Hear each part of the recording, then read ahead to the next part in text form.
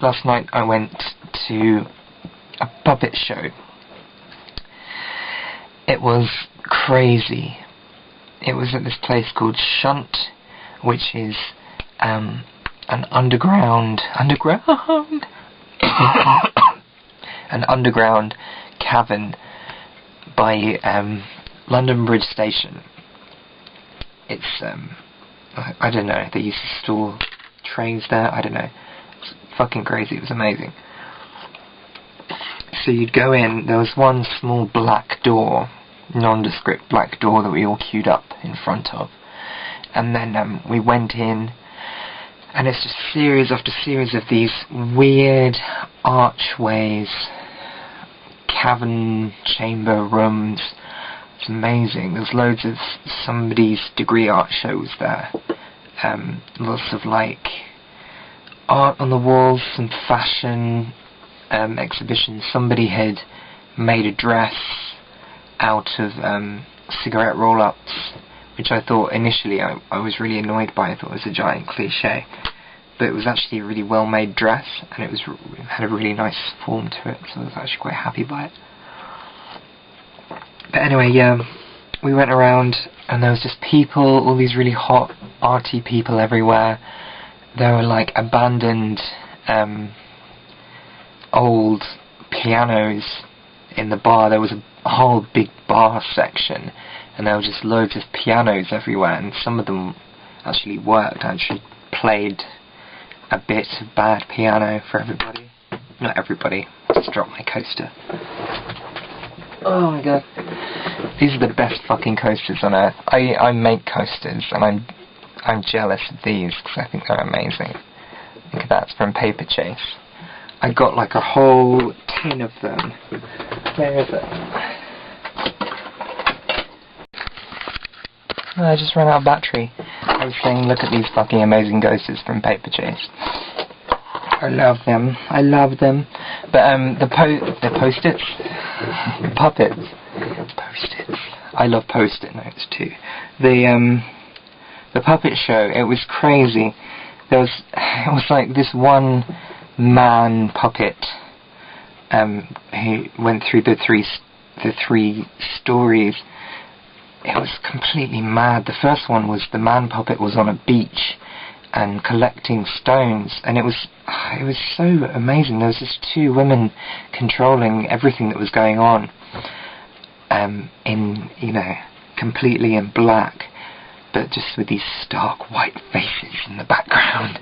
And there were the puppet was quite funny the way it was moving, and it was being quite jokey, but the women who were controlling him in the background were completely serious. It was amazing.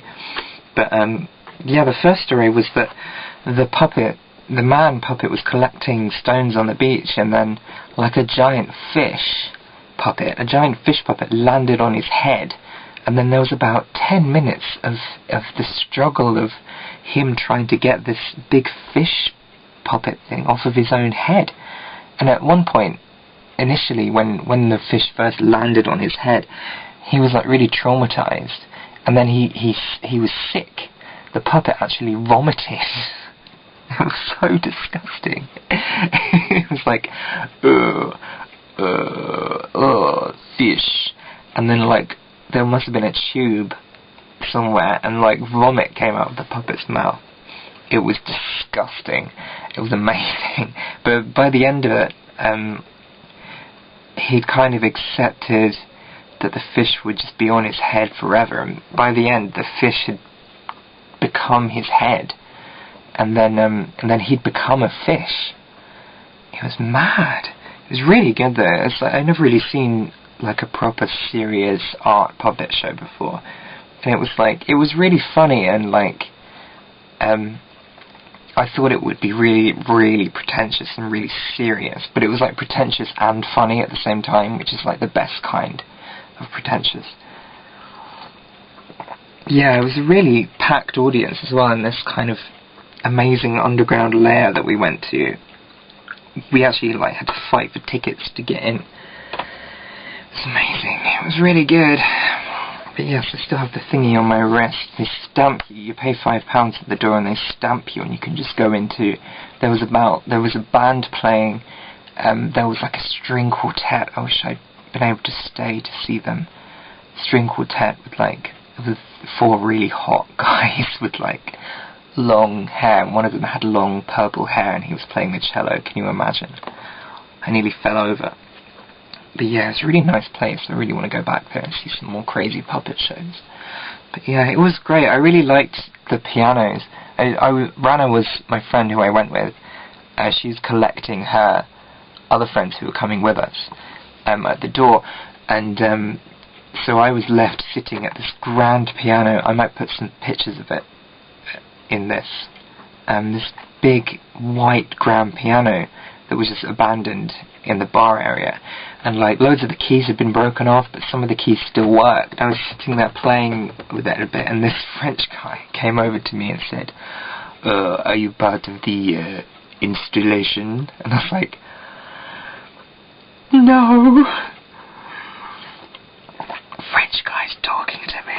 He was very nice, but he couldn't. I said, there was like a drip coming from the ceiling and landing on the piano, and I said, oh, it's really funny because there's a drip from the ceiling, and he didn't understand what I was saying because it was quite loud. And I was like, you're a hot French person, don't go, but he did go. I didn't get enough courage to keep talking to him after initially explaining the whole thing of the piano and how amazing it was.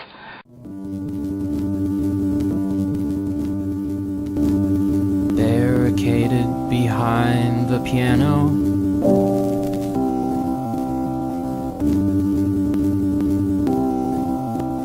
I think that might be it.